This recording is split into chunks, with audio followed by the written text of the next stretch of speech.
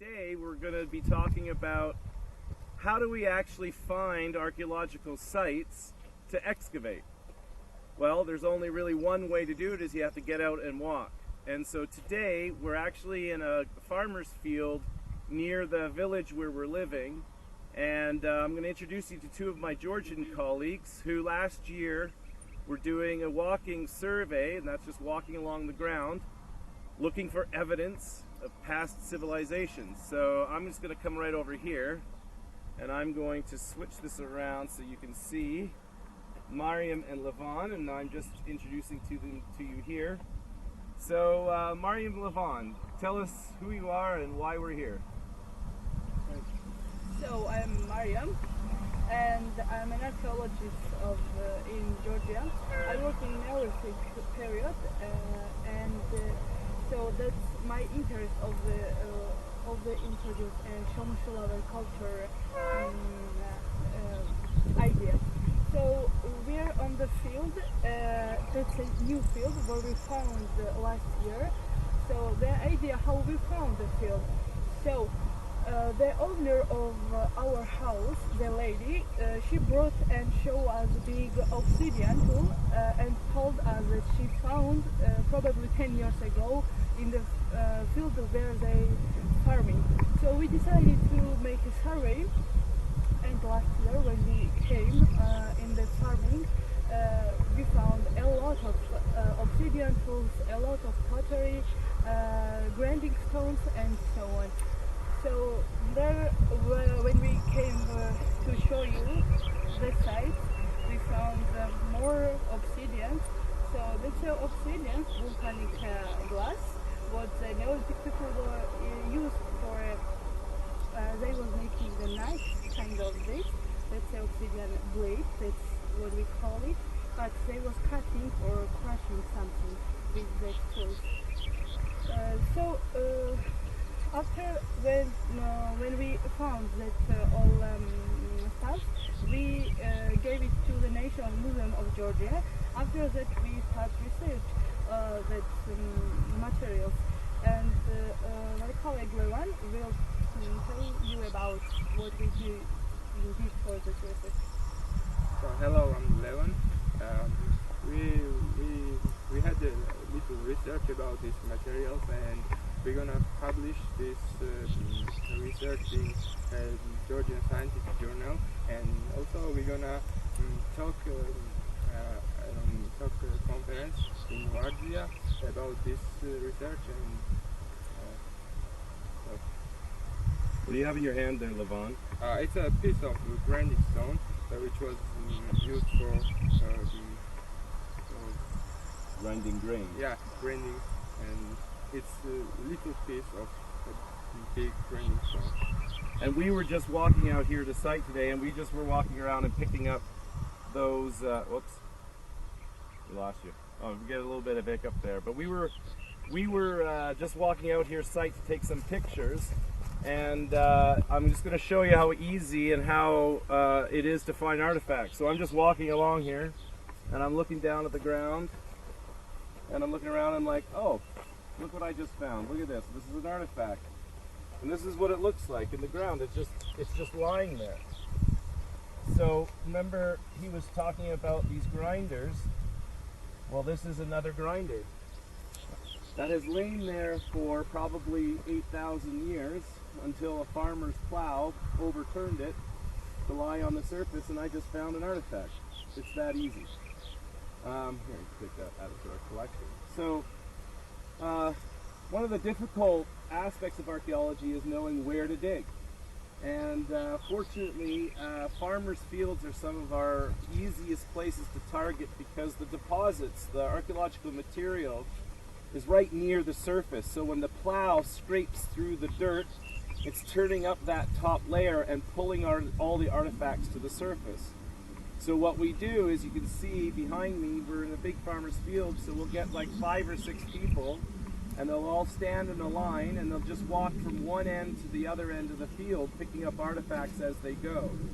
And if we do that enough times, we get a sense of the density of artifacts, and that's how we determine that there's a site here. If it's just one or two artifacts that you find, there could be many reasons why they're lying there. But if you're finding 50 or 60 artifacts, then we know we have probably evidence of human occupation in this area. Sometimes sites are very obvious in the landscape, sometimes they're not so obvious. If you're looking around just at what I'm showing you here behind me, you'll see that it just looks like a flat field. You would never ever know that there was people living here 8,000 years ago. But, well, when you look down on the ground carefully and look for artifacts, you find out, well, indeed, there were people living here. So one of the other things, whoops, I'm covering the camera. One of the other things that we do is we use a drone now to take overhead photos. So that's what I'm out here doing, is taking some pictures with my drone. Let me show you my drone, because I think it's a really cool drone. Hold on a second. There we go. Turn this around. There we go. There's my little drone that I brought with me. See that little guy there? So we're going to launch him up and you're going to watch me fly it in a second, but I was wondering, are there any questions from the class about doing survey and what we're finding here? Okay, well, what I'm maybe it's not what was the rarest item you can Ooh, the rarest item. Well,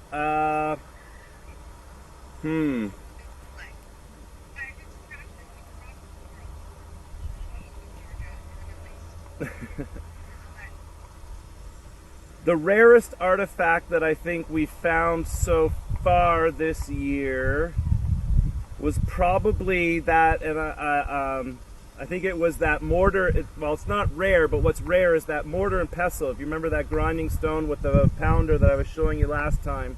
I mean, to find those two exact artifacts right together, I suppose that's pretty rare. Usually they're broken or they're split apart, but those were intact. I guess the rarest artifacts are bone tools that we're finding. The tools that they're making out of pieces of bone, because we don't find too many of those, because bone deteriorates over time and they're easily broken. So those are probably the rarest artifacts. Remember, we're talking about the Neolithic.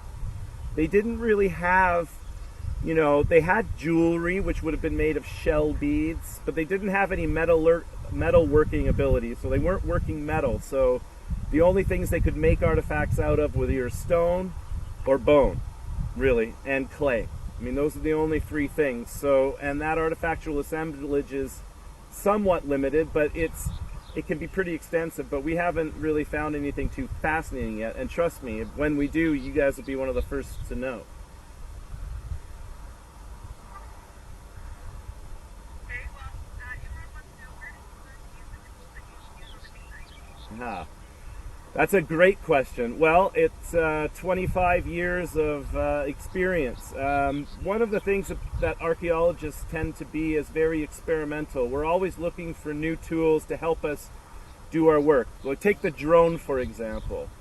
In 2004, I was helping another archaeologist set up a site for excavation, and they wanted overhead pictures. The only way I could get good overhead pictures was to use a kite and attach a camera to the string of the kite, send the kite up, and the camera was just taking picture after picture after picture. It probably took like 500 pictures, and all I needed was one of them to turn out.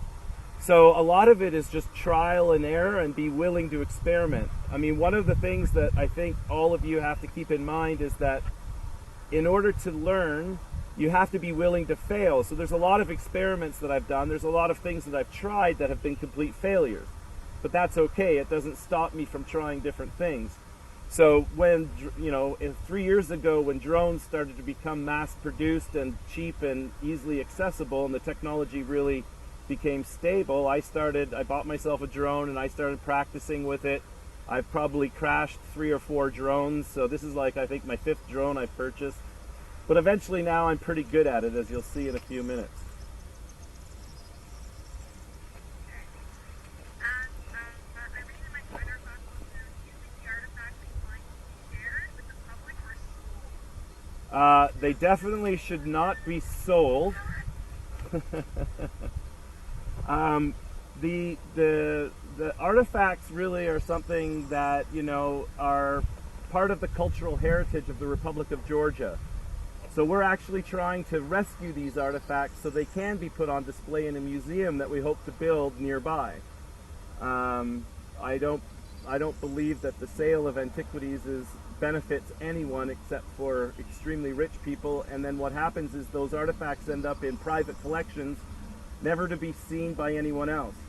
The other thing too is that artifacts that get sold on the black market, they don't have any real provenience information. And when I say the word provenience, what I mean is we don't know exactly where they came from and what their context is. You remember when I was showing you around the site of Gadachvili Gora how we excavate, because it's important to understand how artifacts relate to each other, both horizontally in terms of how they relate to each other in their own time period, but then also vertically in how they relate to each other over time. And so without that information, these artifacts are basically worthless, because the real value in them is what they say to us about the culture, and the only way we can really get a sense of that is if we look at them in their complete context. So that's why I think antiquities on the black market, for a whole host of reasons, is just a bad idea. So no, they will not be sold. They will end up in a museum. What's the consequence to history when an artifact is found? Is that the question?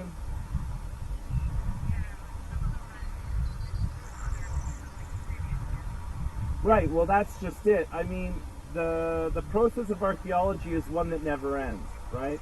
The story, and remember we talked about history, right? When I was in the classroom, and how history, which is our interpretation of the history past, of the Shumo-Shulavari culture back maybe 300 years or 500 years. It might start earlier, but we don't know yet, but we suspect, based on what we're finding, that that may indeed be the case, but it'll be some time before we can say that.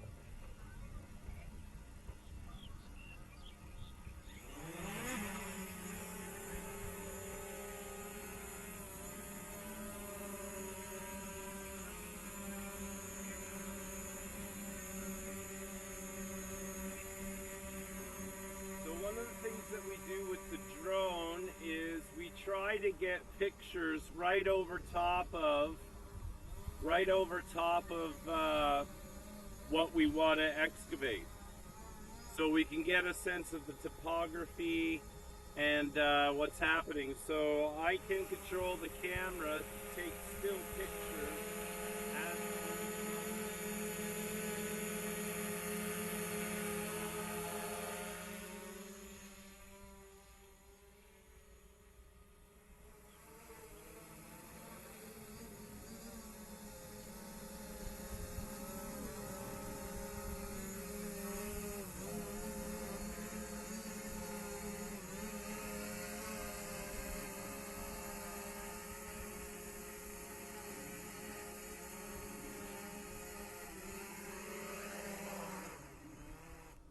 there.